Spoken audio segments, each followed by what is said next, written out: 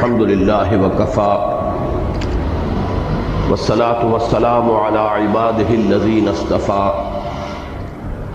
خصوصا على أفضلهم وخاتم النبيين محمد الأمين وعلى آله وصحبه أجمعين. أما بعد فأعوذ بالله من الشيطان الرجيم. بسم الله الرحمن الرحيم. تبارك الذي بيده الملك وهو على كل شيء قدير الذي خلق الموت والحياة ليبلوكم أيكم أحسن عملا وهو العزيز الغفور الذي خلق 7 سماوات طباقا ما ترى في خلق الرحمن من تفاوت فارجع البصر هل ترى من فطور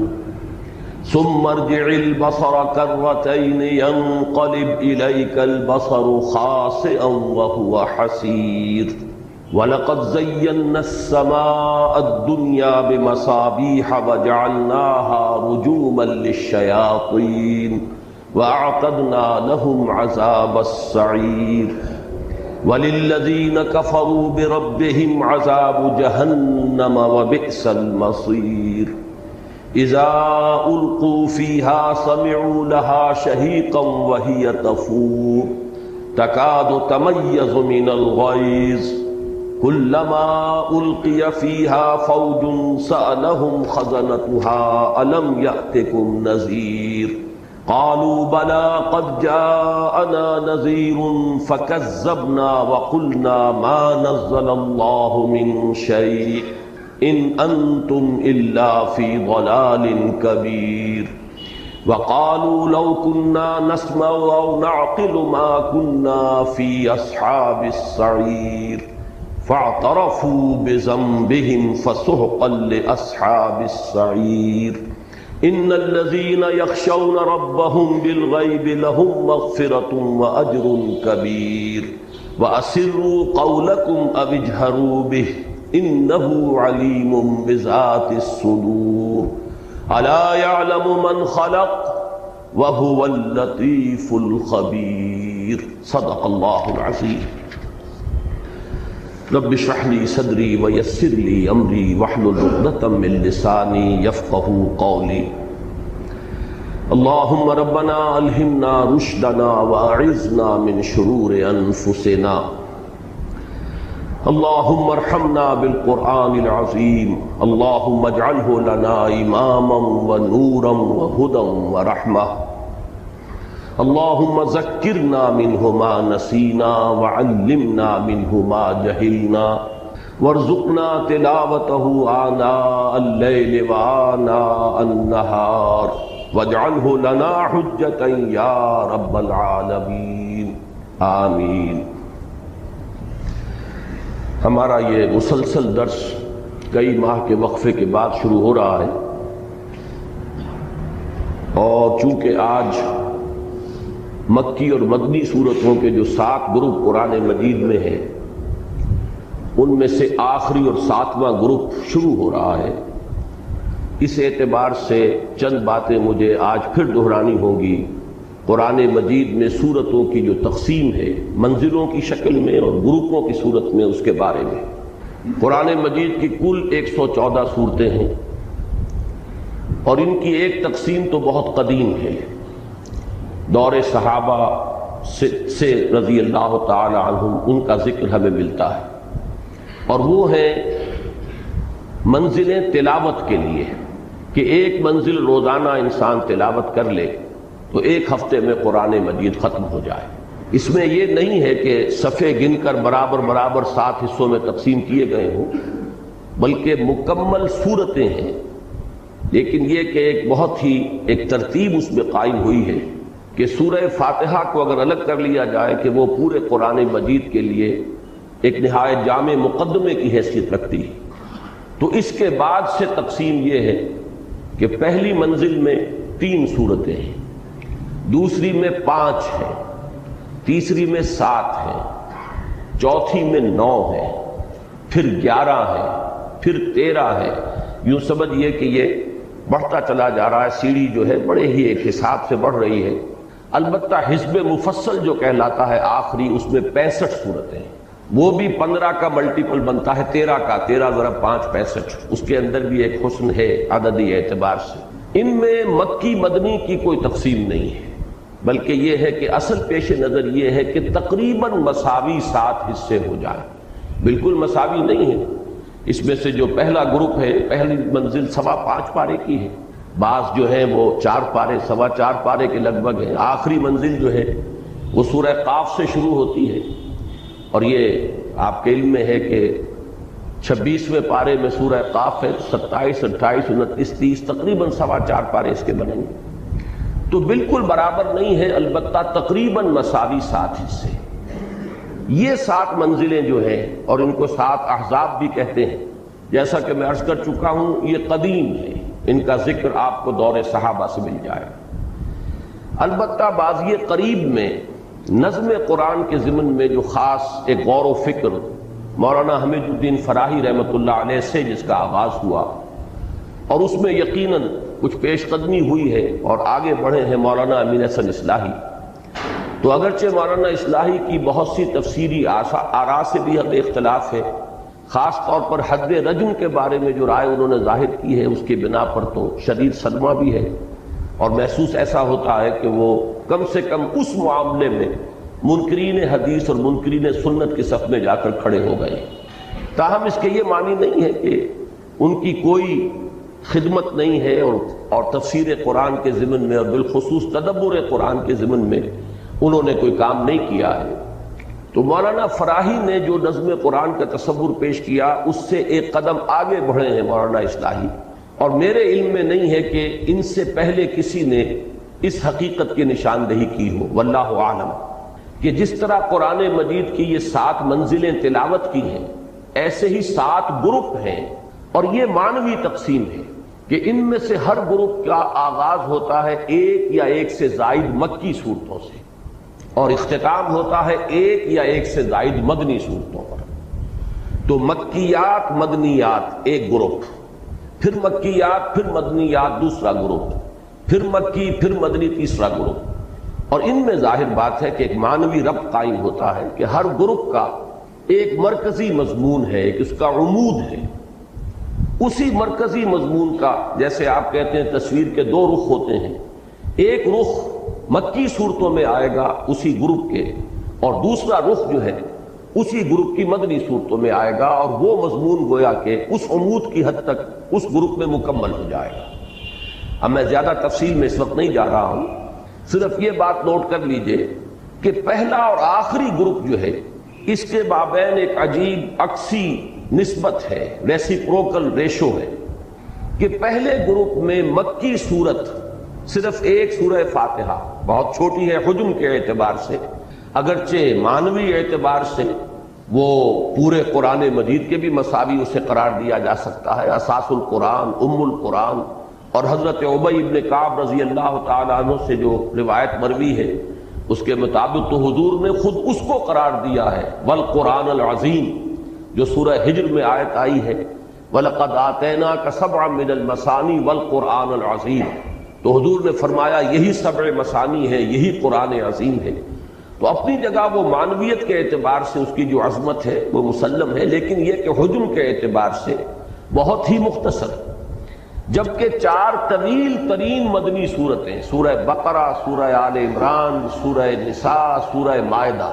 6.25 پارے کے لگ بھگ جو ہے یہ مدنیات ہے۔ اب بالکل یہ نسبت جو ہے اس آخری گروپ میں آ کر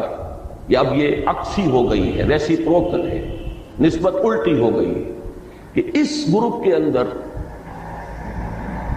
48 صورتیں شامل ہیں۔ یہ نوٹ کر لیجئے کہ تلاوت کا جو آخری منزل والا معاملہ ہے، آخری منزل وہ سورہ قاف سے شروع ہو جاتی ہے، اس میں گروپ 2 ہیں، سورہ قاف سے لے کر سورہ واقعہ تک مکی صورتیں، سورہ حدید سے سورہ تحریم تک 10 صورتیں مدنی، یہ ہم پڑھ چکے ہیں، یہ ایک گروپ مکمل ہو گیا، یہ 6واں گروپ ہے، اور 7واں گروپ یہاں سے شروع ہو رہا ہے سورہ ملک سے، اور سورۃ الناس پر ختم ہوگا۔ یہ جو 48 صورتیں ہیں ان میں اکثر و بیشتر بلکہ تقریباً کل کی کل مکی صورتیں ہیں، یہاں آپ دیکھیں گے کہ اب مدنی صورتوں کی نسبت جو ہے وہ نہ ہونے کے برابر رہ گئی، اور بہت سی صورتوں کا معاملہ جو ہے اس میں جو مدنیات ہیں وہ مختلف فی ہے۔ 5 صورتیں ہیں زیادہ سے زیادہ ان 48 میں سے جن کے بارے میں یہ کہا گیا ہے کہ وہ مدنی ہیں، جن میں سے متفق علیہ صرف ایک ہے اور وہ سورۃ النصر ہے، اذا جاء نصر اللہ والفتح۔ اس کے بارے میں تو اتفاق ہے کہ یہ مدنی صورت ہے۔ باقی 2 صورتیں اور ہیں، سورۃ البینہ اور سورۃ الزلزال، یہ ساتھ ساتھ ہیں، ان کے بارے میں بھی بعض مصاحف میں آپ کو یہ لکھا ہوا مل جائے گا کہ یہ مدنی صورتیں ہیں۔ اسی طریقے سے آخری 2 صورتیں معوذتین، ان کے بارے میں بھی یہ رائے ہے، لیکن میں نے دیکھا ہے کہ بہت سے حضرات ان کو بھی مکی صورتیں قرار دیتے ہیں، تو گویا کہ کل 5 صورتیں بنتی ہیں جن کے بارے میں یہ رائے ہے ان 48 میں سے کہ یہ مدنی ہیں۔ ان میں سے بھی 4 مختلف فی ہیں، متفق علیہ جو ہے وہ صرف ایک صورت بنتی ہے اور وہ سورۃ النصر ہے۔ میری اپنی ایک رائے ہے اس کے ضمن میں، لیکن اول تو یہ کہ میں اس پر فی الحال جازم نہیں ہوں، جب اس مقام پر پہنچوں گا تو انشاءاللہ اپنی ایک رائے حتمی طور پر قائم کروں گا۔ مولانا اصلاحی صاحب کی چونکہ ذکر سے بات شروع ہوئی تھی تو یہ عرض کر دوں کہ ان کے نزدیک آخری 5 صورتیں مدنیات ہیں، سورۃ النصر، اس کے بعد سورۃ لہب اور پھر سورہ اخلاص اور معوذتین۔ اور اس میں اب یہ بات بڑی عجیب ہے کہ جہاں تک سورۃ اللہب کا تعلق ہے اس میں تقریباً اجماع ہے کہ وہ مکی صورت ہے، ابتدائی دور میں نازل ہوئی ہے، جبکہ حضور نے اپنا پہلا خطبہ ارشاد فرمایا تھا کوہ صفا پر کھڑے ہو کر، اور ابو لہب نے اس وقت وہ بہت ہی گستاخانہ الفاظ استعمال کیے تھے، تبا لکا لہذا جمعتنا، تو تقریباً اجماع ہے کہ اس پر یہ صورت نازل ہوئی، تبت یدا ابی لہب وتب۔ لیکن مولانا اصلاحی صاحب کی اپنی ایک تعویل ہے، انہوں نے اسے مدنی صورت قرار دیا ہے۔ تو بہرحال میں ابھی اپنی رائے جو ہے جیسا کہ میں نے عرض کیا آپ کے سامنے پیش نہیں کر رہا، اس وقت صرف یہ بیان کرنا مقصود تھا کہ پہلے گروپ اور آخری گروپ میں یہ ریسیپروکل ریشو ہے، عکسی نسبت ہے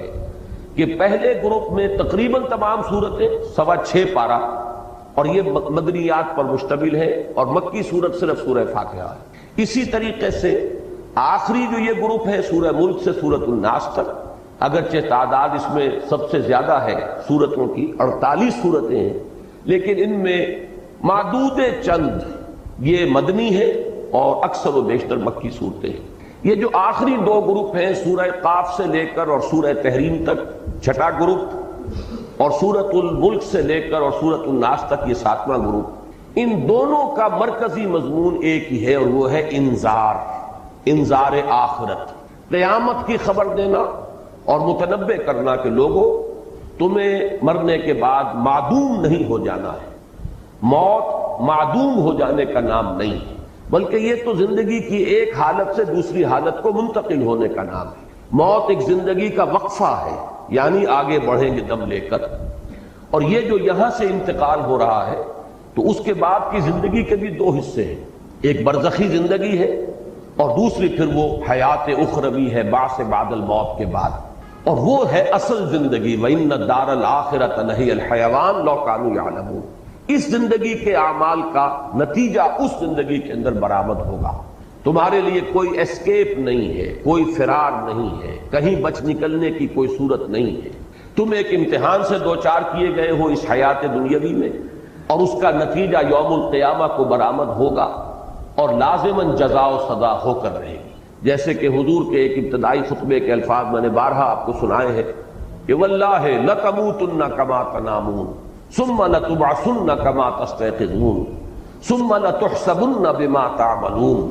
ثم لتجزون بالاحسان احسانا وبالسوء سوءا وانها لجنة ابدا او لنار ابدا، کہ خدا کی قسم تم سب پر موت وارد ہوگی جیسے کہ روزانہ رات کو تم سو جاتے ہو، پھر تمہیں لازماً اٹھا لیا جائے گا جیسے کہ روزانہ صبح کو بیدار ہو جاتے ہو، پھر لازماً تمہارا حساب کتاب ہوگا، محاسبہ ہوگا، پھر لازماً تمہیں بدلہ ملے گا، اور وہ بدلہ کیا ہوگا؟ بھلائی کا بھلا بدلہ، برائی کی بری سزا، اور وہ کیا ہے؟ وَإِنَّهَا لَجَنَّةٌ أَبَدًا أَوْ لَنَارٌ أَبَدًا، یا وہ جنت ہے ہمیشہ ہمیش کے لیے، اور یا وہ پھر آگ ہے ہمیشہ ہمیش کے لیے، جہنم ہے ہمیشہ ہمیش کے لیے۔ یہ ہے اصل میں کہ جو ان صورتوں کا بالخصوص اس کی جو مکیات ہیں ان کا مرکزی مضمون ہے۔ اس میں خاص طور پر وہ انداز جو ہے جو اب ہم اس آخری گروپ میں دیکھیں گے وہ ہے چونکا دینے والا انداز۔ ایسا انداز ہے کہ جیسے ایک ایسی بات کہی جا رہی ہو کہ جو لوگوں کے ذہن سے بالکل ہی جس سے ذہول ہو چکا تھا، ذہن سے دور ہو چکی تھی، اور جس سے کہ اچانک ایک چہمے گوئی شروع ہو گئی۔ چنانچہ یہ تیسری سورت جو آئے گی اس سورت 30ویں پارے میں، الحاقہ ملحاقہ وما ادراک ملحاقہ، اب یہ انداز جو ہے پھر آخری پارے میں آپ کو ملے گا یہی انداز، القارعہ ملقارعہ وما ادراک ملقارعہ۔ یہ انداز جو ہے اس سوتوں کو جگانے کا انداز ہے، نیند کے باتوں کو بیدار کرنے کا انداز ہے، جھنجھوڑنے کا انداز ہے، کچھ سوچیں غور کریں۔ اسی طریقے سے سورۃ القارعہ کے بعد جو آئی، الہاکم التکاثر حتی زرتم المقابر کلا سوف تعلمون ثم کلا سوف تعلمون، اصل حقیقت تم پر منکشف ہو جائے گی، تم اس وقت اسے نظر انداز کیے چلے جا رہے ہو، تم اس کے بارے میں کچھ غور کرنے کے لیے بھی تیار نہیں۔ یہی انداز جو ہے عما یتساءلون عن النبأ العظیم الذی هم فیہ مختلفون کلا سیعلمون ثم کلا سیعلمون، یہ انداز جو ہے ان صورتوں کا یہ نمایاں ہے بہت اکثر و بیشتر میں، اگرچہ بعض دوسری صورتوں کے اندر بہت دوسرے حکیمانہ اور فلسفیانہ مضامین بھی ہیں، لیکن بحیثیت مجموعی جو ہے اس گروپ میں خاص طور پر یہ انذار جو ہے وہ چونکانے کے انداز میں ہے، جس کے بارے میں کہ مولانا حالی کی وہ تعبیر بالکل صحیح ہے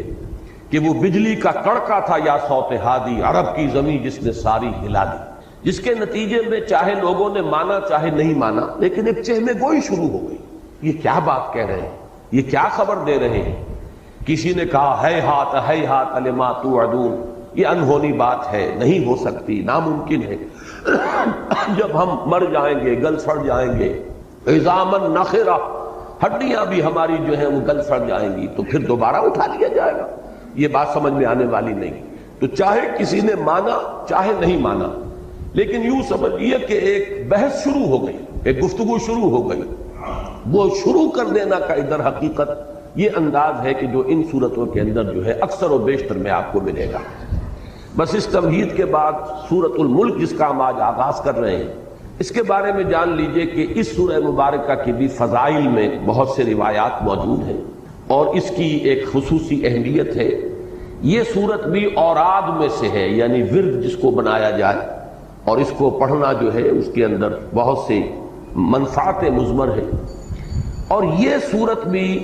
جیسے کہ سابقہ گروپ کی پہلی مکی سورت سے سورہ قاف، یہ بھی اسی جامعیت کی حامل ہے۔ اس میں قرآن مجید کے فلسفہ اور حکمت کے بھی بہت اہم مضامین آئے ہیں۔ پھر یہ کہ ایمانیات ثلاثہ، توحید، عظمت خداوندی، اللہ تعالیٰ کی جلالت شان، اسی طریقے سے معاد، بعث بعد الموت، جنت اور دوزخ کا ذکر، اسی طریقے سے نبوت کا ذکر، رسالت کا ذکر، اور پھر یہ کہ استدلال آفاق و انفس سے، یہ ان تمام مضامین کے اوپر یہ سورہ مبارکہ بہت جامع ہے۔ اور جیسا کہ میں نے عرض کیا کہ اس میں بعض آیات بڑی اہمیت کی حامل ہے، ایک تو حکمت اور فلسفے کے اعتبار سے اور ایک نفسیات انسانی کے اعتبار سے۔ بہرحال اب ہم اللہ کا نام لے کر اس سورہ مبارکہ کا ہم تسلسل کے ساتھ مطالعہ شروع کر رہے ہیں۔ تبارک الذی بیدہ الملک، پہلا لفظ جو ہے تبارکہ، بہت بابرکت ہے۔ ایک تو یہ تفاعلہ، یہ جو وزن ہے اس میں مبالغے کا مفہوم ہے، بہت بابرکت، لیکن برکت کا مفہوم کیا ہے؟ یہ تبارکہ کا لفظ قرآن مجید میں اللہ تعالیٰ کی شان میں 9 مقامات پر آیا ہے، اور ان میں سے یہ نوٹ کیجئے کہ 3 مقامات صرف ایک سورۃ الفرقان میں ہے، اس کا بھی آغاز ہوا ہے تبارک الذی نزل الفرقان علی عبدہ لیکون للعالمین نذیرا، پھر اس کے بعد ایک آیت آتی ہے تبارکہ سے، پھر یہ آخری رکوع شروع ہوتا ہے تبارکہ سے۔ تو تبارکہ کا مفہوم کیا ہے؟ اس کا جو مادہ ہے برکن، اس کو کہتے ہیں جو اونٹ کا سینہ ہے، اور جب اونٹ بیٹھتا ہے تو آپ نے دیکھا ہوگا کہ اس کا سینہ زمین پر ٹکتا ہے، اور اس جگہ پر بھی جیسے تو ایک کوہان ہے اس کے اوپر، لیکن وہاں بھی ایک ایسا پیڈ بنا ہوا ہوتا ہے بہت مضبوط کہ جب وہ گویا کہ ٹک گیا تو اب اونٹ پورے طور پر زمین پر متمکن ہو گیا ہے اور وہ پورے اطمینان کے ساتھ بیٹھ گیا ہے۔ اسی سے مفہوم جو اس کا نکلا ہے وہ کسی چیز میں ثبوت اور ثبات اور کسی چیز کے اندر جماؤ کی کیفیت پیدا ہو جانا۔ مثلا ابترکوا فی الحرب، یہ جو مفردات امام راغب ہیں ان میں یہ مباحث آپ کو مل جائیں گے کہ عرب کہتے تھے ابترکوا فی الحرب، ابترکوا فی البحر، حرب کے معنی ہے ثبتوا ولازموا موضع الحرب، جم گئے جنگ کے اندر اور وہ جنگ کی جگہ کو انہوں نے مضبوطی سے پکڑ لیا، میدان میں ان کے قدم جم گئے۔ یہ جماؤ اور ٹھہراؤ، اسی سے جب اللہ تعالیٰ کی شان میں یہ لفظ آتا ہے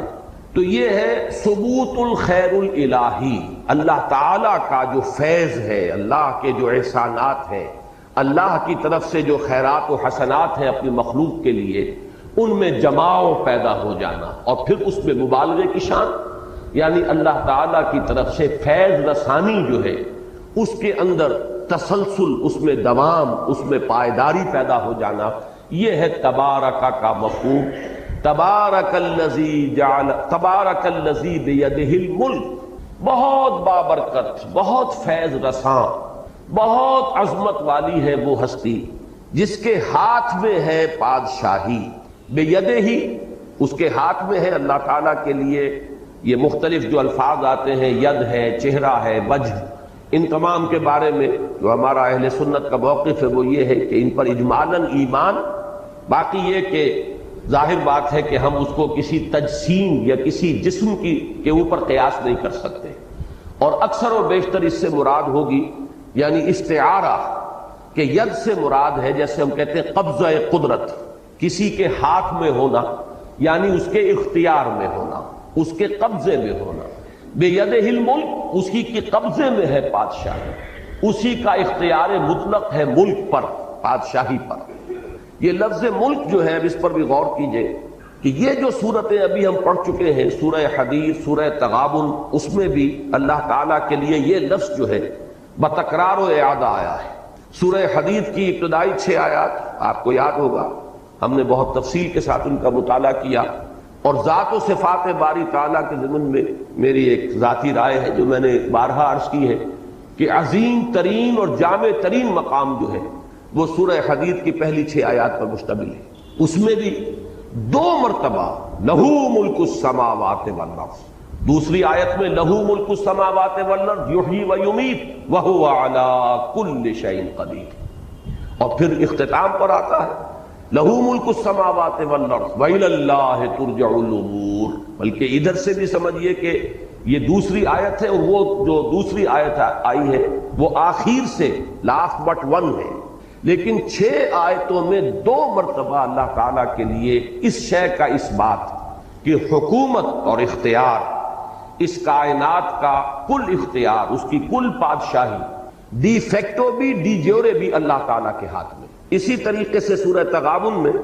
لہ الملک و لہ الحمد وہو علی کل شیء قدیر، اور اس ملک کے ساتھ علی کل شیء قدیر کی خصوصی مناسبت ہے۔ وہ بادشاہت کے جو جس میں کہیں عجز ہو، بادشاہ اگر کمزور ہو گیا ہو تو ظاہر بات ہے کہ بادشاہی میں خلل پیدا ہو جائے گا، پھر وہاں فساد رونما ہو جائے گا۔ تو اس کے ساتھ اللہ تعالیٰ کی قدرت تامہ اور قدرت کاملہ، لہ الملک ولہ الحمد وہو علی کل شیء قدیر۔ سورہ حدید میں بھی فرمایا لہ ملک السماوات والارض یحیی و یمیت وہو علی کل شیء قدیر۔ بالکل اسی کے ساتھ مناسبت اس آیہ مبارکہ کی ہے، تبارک الذی بیدہ الملک وہو علی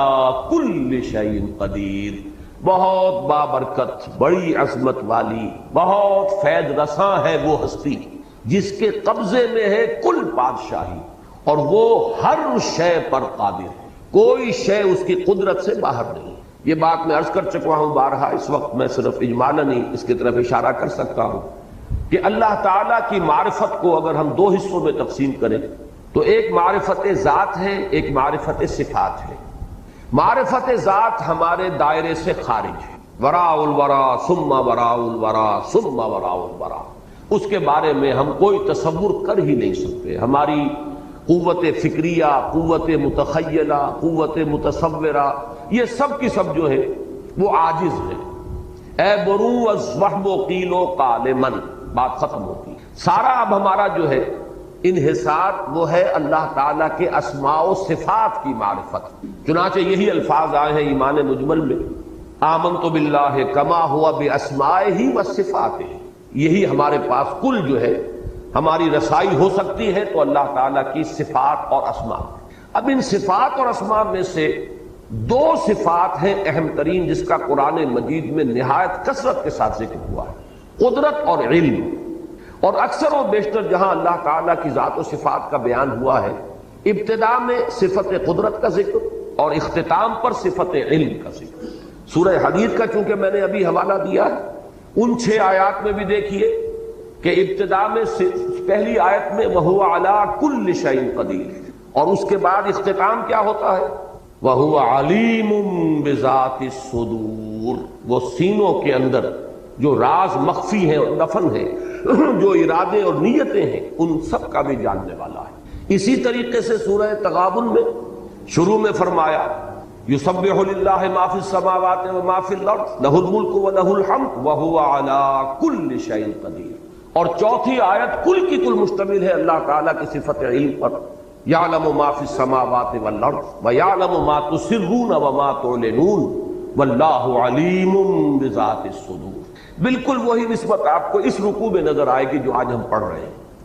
شروع میں وہو علی کل شیء قدیر، اور اختتام پر اس رکوع کے وَهُوَ اللَّطِيفُ الْخَبِيرُ أَلَا يَعْلَمُ مَنْ خَلَقَ وَهُوَ اللَّطِيفُ الْخَبِيرُ. بلکہ اس سے پہلے کی آیت وَأَسِرُّوا قَوْلَكُمْ أَوِ اجْهَرُوا بِهِ إِنَّهُ عَلِيمٌ بِذَاتِ الصُّدُورِ. تو یہ نسبت وہی ہے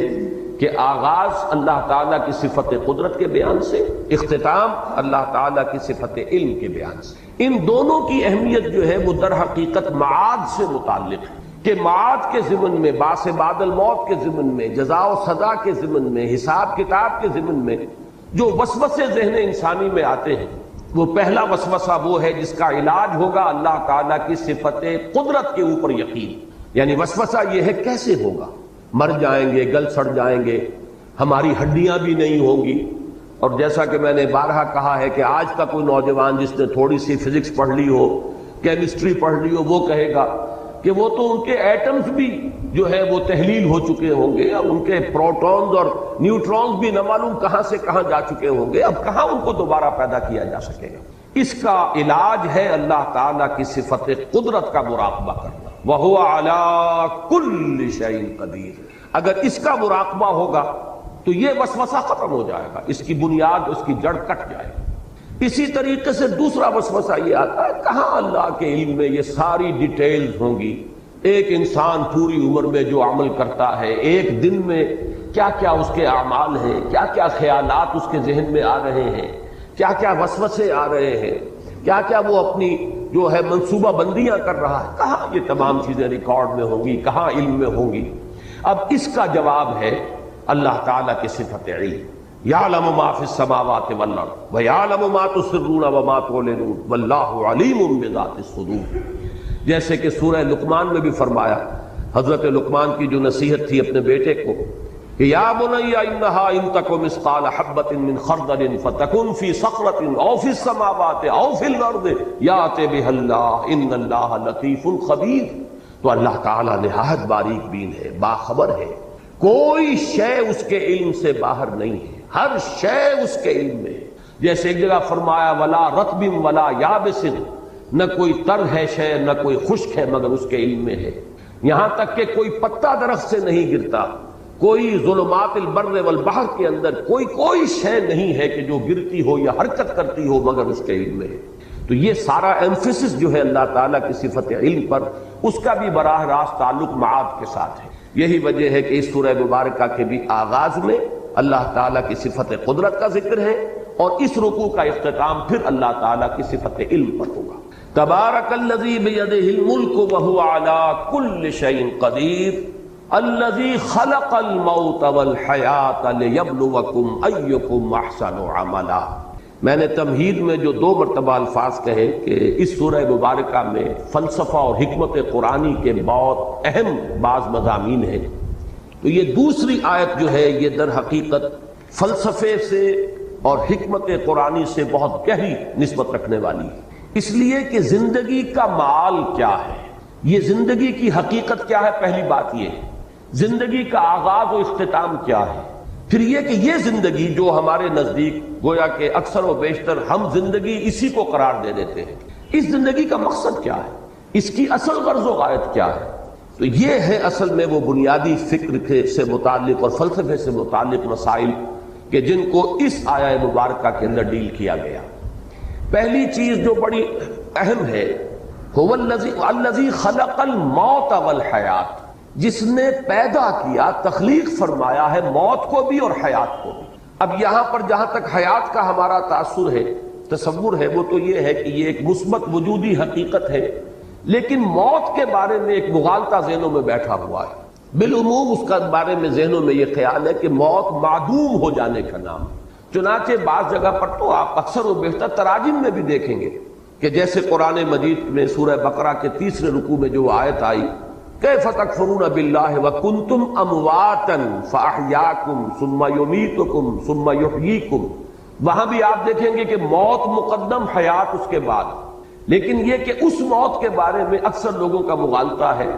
کہ گویا کہ معدوم کے معنی میں ہم اسے لے رہے ہیں کہ تم معدوم تھے پھر تمہیں اللہ نے زندہ کیا ہے۔ تو یہاں چونکہ اس موضوع پر کئی مرتبہ گفتگو ہو چکی ہے، لیکن میں اس جگہ توجہ دلا رہا ہوں، خلق الموت والحیات، موت بھی در حقیقت مخلوق ہے، یہ ایک مثبت حقیقت ہے جس پر کہ تخلیق کا عمل گزرا ہے، یہ موضوع ہے عمل تخلیق کا، یہ ایک مثبت وجودی حقیقت ہے۔ موت در حقیقت معدوم ہونے کا نام نہیں ہے، اس لیے کہ عدم پر تخلیق کا اطلاق نہیں ہو سکتا۔ عدم کو پیدا کیا کیسے جائے گا؟ عدم تو در حقیقت جو ہے وہ تخلیق کے بالکل منافی ہو جائے گی، ضد ہو جائے گی۔ لہذا جیسے زندگی ایک مثبت حقیقت ہے جس پر کہ لفظ تخلیق کا اطلاق ہو رہا ہے، ایسے ہی موت بھی ایک مثبت وجودی حقیقت ہے جس پر کہ عمل تخلیق کا اطلاق ہو رہا ہے۔ خلق الموت والحیات لیبلوکم ایکم احسن عملا۔ اب اس میں دیکھیے کہ جہاں تک اس موت کا تعلق ہے جو ہماری اس زندگی کے بعد آنے والی ہے، اس کے بارے میں تو ہمیں یقین کے ساتھ معلوم ہے کہ وہ معدوم ہونے کی بات نہیں، وہ تو ہمارے ایمان کے بنیادی آرٹیکل آف فیتھ جنہیں کہا جائے گا اس میں شامل ہے، اس لیے کہ موت معدوم ہونے کا نام نہیں ہے، بلکہ موت تو در حقیقت ایک کیفیت سے دوسری کیفیت کو منتقل ہونے کا نام ہے۔ آخری جو بھی ہمارا اس حصہ ہے زندگی کا وہ حیات اخروی، وہ تو سب سے بڑی حقیقت ہے، سب سے بڑی زندگی ہی وہ ہے، لیکن یہ درمیانی وقفہ بھی معدوم ہونے کا نام نہیں ہے، بلکہ جیسا کہ آپ کو معلوم ہے عالم برزخ میں بھی ایک نوع کی زندگی ہے، حیات برزخی ہے۔ اس حیات برزخی کے اندر بھی انسان پر کیفیات وارد ہوں گی، جیسے کہ مشہور ہمارے ہاں اصطلاح ہے عذاب قبر، تو صرف عذاب قبر کا معاملہ نہیں ہے بلکہ ثواب قبر کا معاملہ بھی ہے، اس لیے کہ صحیح احادیث میں یہ موجود ہے کہ قبر جو ہے یا جنت کے باغیچوں میں سے ایک باغیچہ ہے اور یا دوزخ کے گڑھوں میں سے ایک گڑھا ہے، تو معلوم ہوا کہ یہ برزخ کا دور جو ہے یہ بھی معدوم ہونے کا نام نہیں ہے بہرحال، اور اس کے بعد جو اصل زندگی شروع ہوگی وہ تو ابدی زندگی ہے، اور حقیقت میں تو وہی اس قابل ہے کہ اسے زندگی قرار دیا جائے۔ وَإِنَّ الدَّارَ الْآخِرَةَ لَهِيَ الْحَيَوَانُ لَوْ كَانُوا يَعْلَمُونَ، یقیناً وہ پچھلا گھر اور پچھلی زندگی جو ہے اصل زندگی تو ہے ہی وہ، کاش کہ انہیں معلوم ہوتا۔ البتہ یہ جہاں تک 2 حیاتیں ہیں، حیات دنیاوی، حیات اخروی، اور ان کے درمیان میں یہ حیات برزخی، یہ تو 3 چیزیں وہ ہیں کہ جو قرآن مجید سے ابتدائی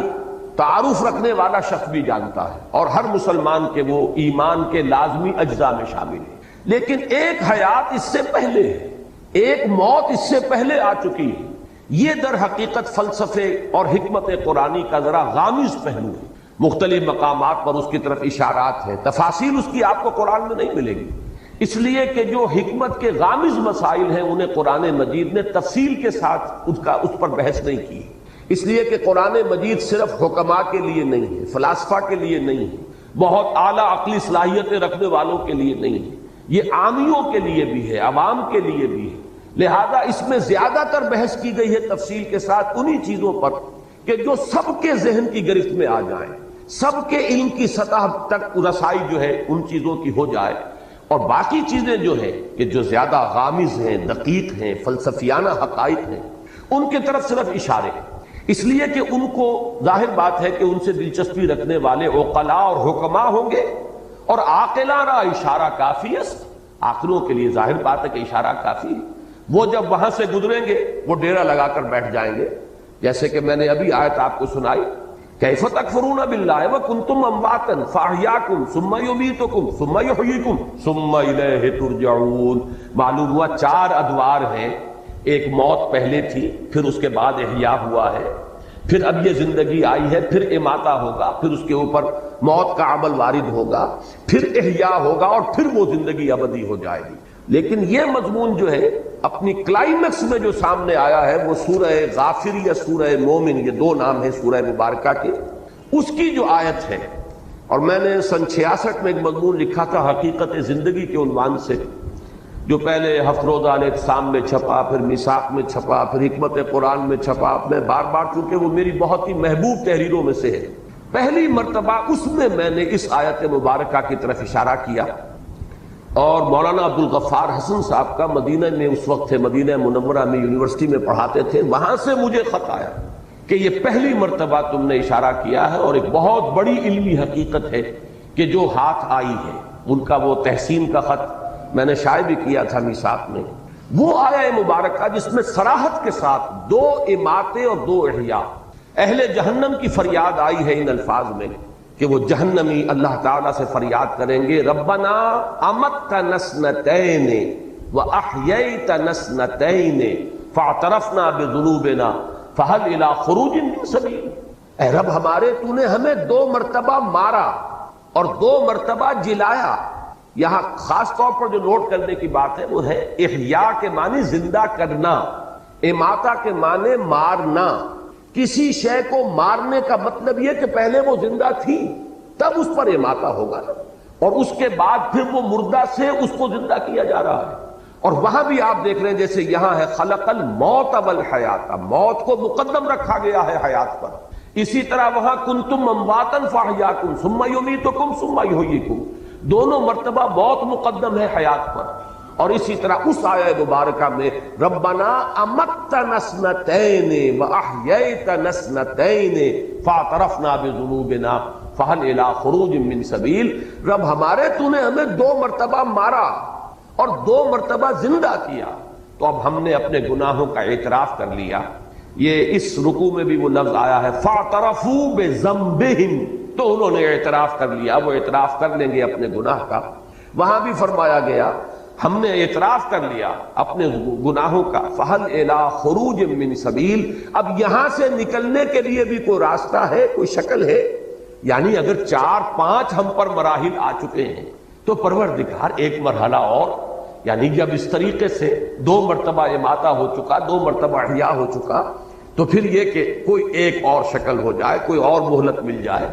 گویا کہ دلیل کے طور پر فہل الی خروج من سبیل کی جو استدعا ہے، اس کی دلیل کے طور پر یہ لایا گیا، تو نے 2 مرتبہ ہمیں مارا، 2 مرتبہ جلایا، تو اب 1 مرتبہ اور ہمیں موقع عنایت ہو جائے۔ اب میں نے ابھی ایک لفظ کہا تھا، شاید آپ چونکے ہوں، کہ در حقیقت یہ 4 نہیں 5 ادوار ہے، اس لیے کہ پہلے اماتے سے پہلے ایک زندگی ہے، تبھی تو اماتہ ہوگا۔ تو حیات اولا، پھر اماتہ اولا ہوا ہے، پہلی موت ہوئی ہے، پھر احیاء اولا، یہ دوسری زندگی ہوئی، پھر اماتہ ثانیہ، دوسری مرتبہ کا زندہ موت کا وارد کیا جانا، اس کے بعد احیاء ثانی ہوگا، دوسری مرتبہ کا زندہ کیا جانا، اور اس کے بعد زندگی۔ گویا کہ 3 زندگیوں کے مابین 2 موتیں حائل ہیں۔ اب نوٹ کر لیجئے اس کو، بات ثابت یہ ہوا 3 زندگیوں کے مابین وقفے ہیں 2 موتوں کے، پہلی زندگی پھر موت، پھر زندگی پھر موت، پھر زندگی۔ اب اس کو نوٹ کیجئے، میں نے پہلے بھی عرض کیا ہے لیکن بعض حضرات آج یہاں نئے ہیں۔ پہلی ہماری تخلیق ہوئی عالم ارواح میں، اس کے لیے لفظ تخلیق بھی مناسب نہیں ہے، ایجاد یا ابداع، اس لیے کہ حجت اللہ البالغہ جو بڑی مشہور معروف اور بڑی مارکۃ الآراء تصنیف ہے امام الہند شاہ ولی اللہ دہلوی رحمۃ اللہ علیہ کی، اس کا ابتدائی حصہ جو ہے وہ ان کے فلسفے پر مشتمل ہے، اور پہلا باب جو ہے اس میں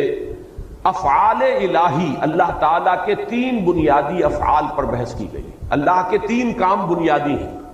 پہلا کیا ہے؟ ابداع، یعنی عدم محض سے وجود بخشنا، یہ ابداع ہے۔ دوسرا ہے خلق، خلق یہ ہے کہ کسی شے سے کوئی شے بنا دینا، یہ خلق ہے۔ اور تیسرے تدبیر، یدبر الامر من السماء الى الارض، اللہ تعالیٰ کے تمام افعال جو ہیں وہ ان 3 کیٹیگریز کے اندر فال کریں گے۔ 3 بڑی بڑی کیٹیگریز ہیں کہ اللہ کے تمام افعال وہ ان کے منقسم ہو جائیں گے۔ ابداع، عدم محض سے وجود بخشنا، اسی لیے میں نے کہا کہ اس کو ایجاد کہا جائے یا ابداع کہا جائے یہ صحیح لفظ ہوگا، خلق نہیں، اس لیے کہ خلق کے لفظ کا اطلاق ہوتا ہے کسی شے سے کوئی شے بنانا۔ آپ نے پڑھا ہے خلق الانسان من صلصال کالفخار، پیدا کیا انسان کو، بنایا انسان کو مٹی سے، کھنکتی ہوئی مٹی، سوکھی ہوئی، سوکھا گارا جو سوکھ کر کھنکنے لگا۔ وخلق الجان من مارج من نار، اور جنات کو پیدا فرمایا اس نے آگ کی لپٹ سے۔ وخلقنا من الماء كل شيء حي، ہم نے پانی سے بنائی ہے ہر شے جو زندہ ہے۔ معلوم ہوا خلق کے ساتھ جو ہے کوئی شے موجود ہوگی کہ کس شے سے بنائی گئی۔ البتہ پہلا مرحلہ جو ہے ایجاد و ابداع وہ ہے کہ جس میں اس سے پہلے کوئی شے نہیں تھی، عدم محض سے، انگریزی میں جسے کہتے ہیں کریشن ایکس نہیلو، عدم محض سے کریٹ کرنا، یہ ہے ایجاد و ابداع۔ پھر ایک شے سے دوسری شے، دوسری سے تیسری، پھر امتزاج ان کو جوڑ کر بنانا، ایک کی شکل بدل دینا، یہ ہے خلق۔ اور انہی کے مابین پھر اللہ تعالیٰ کے احکام، اس کے اوامر، یہ جو ہے ان کی تنفیذ ہوتی ہے، یہ ہے تدبیر۔ تو یہ 3 بنیادی افعال ہیں۔ میں نے اس کا ذکر اس لیے کیا کہ پہلی زندگی جو ہے اس کے لیے لفظ خلق موضوع نہیں ہے، وہ ہماری تخلیق اول جو ہے، وہ جو تخلیق اول ہے ہماری، وہ عالم ارواح میں ہوئی ہے، اور اس کے لیے ایجاد و ابداع کا لفظ مناسب ہوگا۔ اس کے بعد پہلی زندگی تھی جس میں کہ وہ ہم نے عہد کیا تھا الست بربکم قالوا بلا، ظاہر بات ہے زندگی تھی، نہ صرف زندگی تھی، پورا شعور ذات موجود تھا، ہم نے معاہدہ کیا اللہ کے ساتھ۔ تو جب تک کہ سیلف کانشسنس نہ ہو، شعور ذات نہ ہو، معاہدے کی کوئی حیثیت ہی نہیں۔ ہمیشہ آپ دیکھیں گے جب معاہدہ کیا جاتا ہے، اقرار کیا جاتا ہے، بقائمی ہوش و حواس میں یہ وعدہ کرتا ہوں یا معاہدہ کر رہا ہوں، تو گویا کہ اپنی ذات کا پورا شعور ہونا لازم ہے۔ ہم اس شعور ذات کے ساتھ زندہ تھے،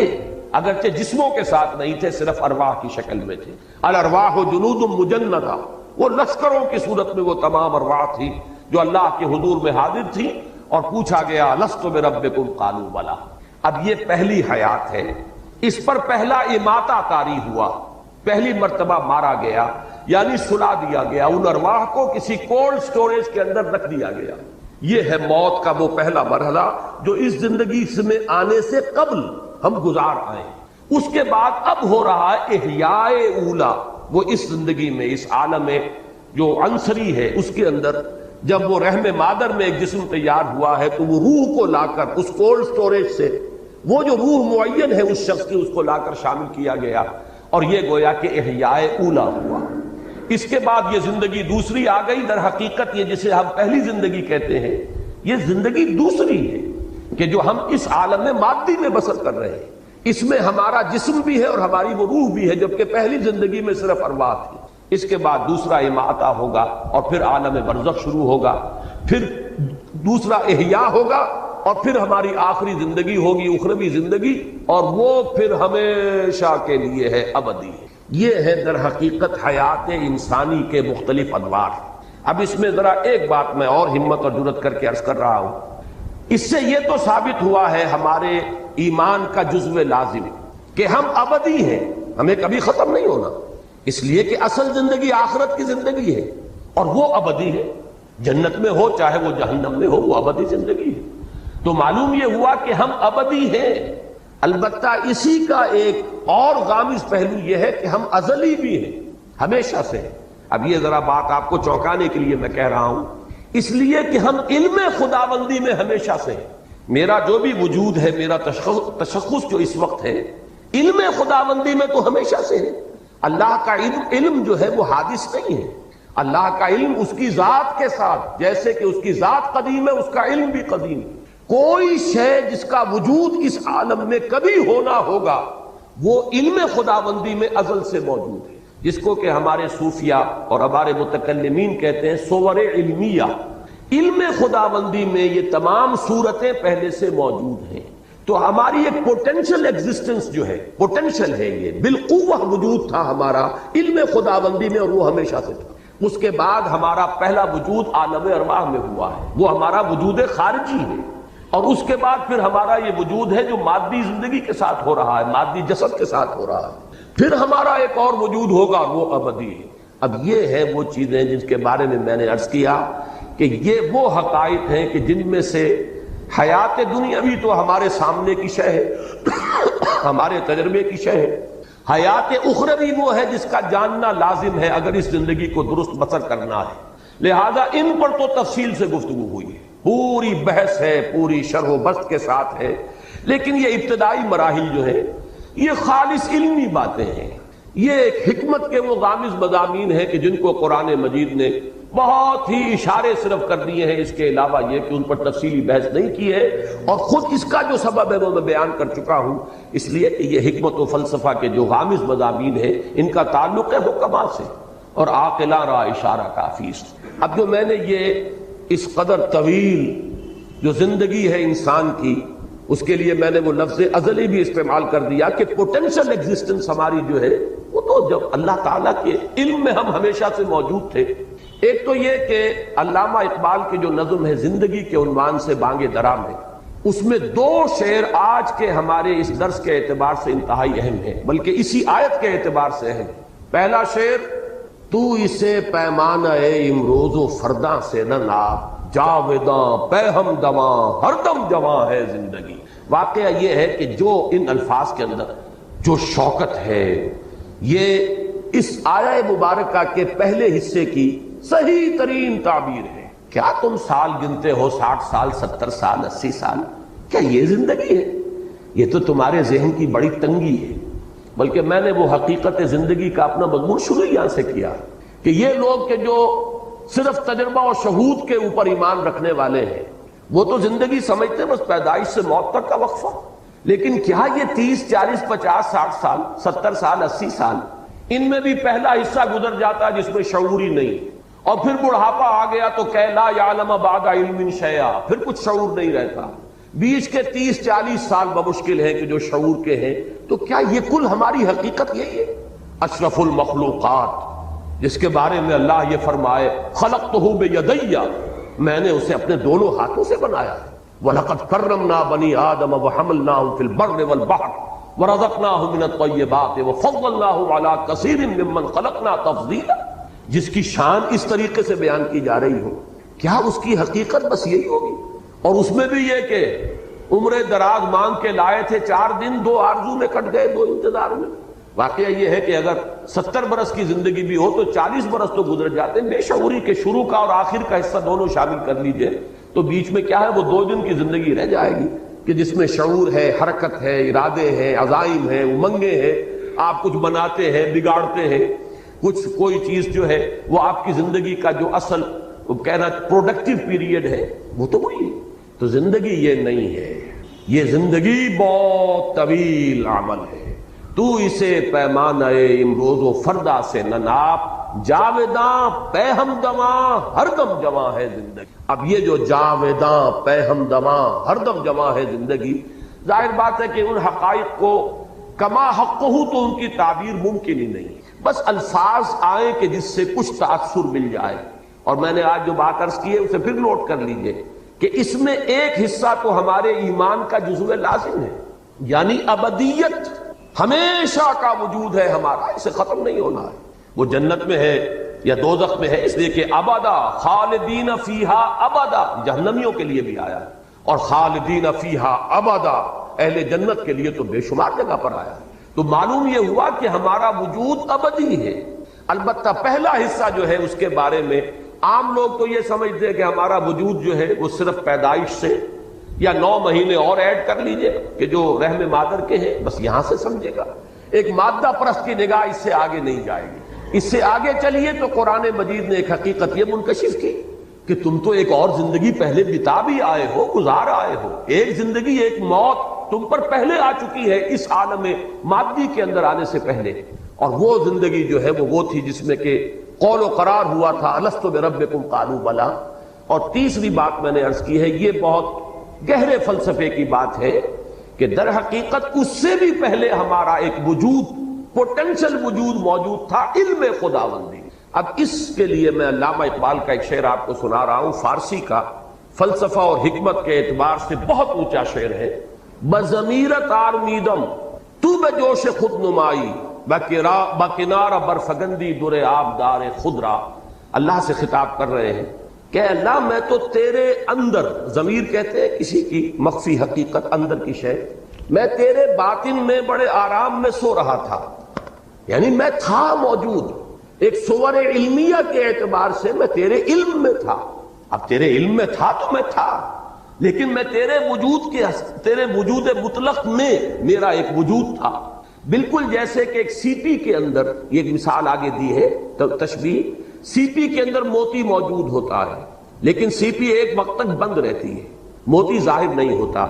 بضمیرت آرمیدم تو بجوش خود نمائی، پروردگار تو نے اپنے آپ کو ظاہر کرنے کے لیے تو نے یہ کائنات بنائی، مجھے بھی بنایا۔ یہ جو اگرچہ قرآن مجید میں کوئی نص قطعی کے طور پر یہ مضمون میرے علم کی حد تک نہیں ہے، اور اس حدیث پر بھی محدثین کا تو ظاہر بات ہے کہ اس پر گفتگو ہے اور جرا ہے، لیکن یہ کہ اکثر ہمارے ہاں کے حکماء اور فلسفہ اسے تسلیم کرتے ہیں کہ اللہ تعالیٰ نے یہ کائنات کیوں پیدا کی۔ کنت کنزا مخفیا فاحببت ان اعرف فخلقت الخلق، میں چھپے ہوئے خزانے کے مانند تھا، میرے اندر قوت کا لاوا تھا جو کھول رہا تھا، میرے اندر خلاقی تھی، لیکن یہ کہ اسے پہچاننے والا کوئی نہیں تھا، لہذا میں نے خلق کو پیدا کیا، اس سے میری وہ قوت خلاقی اور میری وہ قوت جو ہے وہ ظاہر ہوئی۔ الباری، الخالق، المصور، یہ جو اس کی صلاحیتیں تھیں، یہ جو پوٹینشیلٹیز تھی، یہ چھپی ہوئی تھی، مخفی تھی، تخلیق سے وہ ظاہر ہوئی۔ اور پھر اس تخلیق کے بعد ایک ایسی مخلوق پیدا کی گئی جس میں یہ شعور تھا کہ وہ اس کا پورا احساس اور ادراک کر سکے اور معرفت حاصل کر سکے۔ تو معلوم یہ ہوا کہ اللہ تعالیٰ نے اپنے آپ کو ظاہر کرنے کے لیے اور اپنے آپ کو پہچانوانے کے لیے کائنات تخلیق کی، اپنے آپ کو ظاہر کرنے کے لیے کائنات تخلیق فرمائی، اور اپنے آپ کو پہچانوانے کے لیے انسان کو پیدا کی، کہ یہ معرفت کی اس کے اندر صلاحیت تھی کہ اللہ کو پہچانے۔ تو بضمیرت آرمیدم تو بجوش خود نمائی، اپنے آپ کو ظاہر کرنے کے جوش میں تو نے اس کائنات کو بنایا اور مجھے بھی پیدا کیا۔ اور اپنے بارے میں کہہ رہے ہیں بکنارہ برفگندی در آبدار خضرا، جیسے سی پی کے اندر وہ موتی موجود تھا لیکن پتہ نہیں کسی کو نظر نہیں آ رہا، قوم اس کی خوبصورتی کو دیکھے، قوم اس کے حسن کا جو ہے اس کو اپریشیٹ کرے،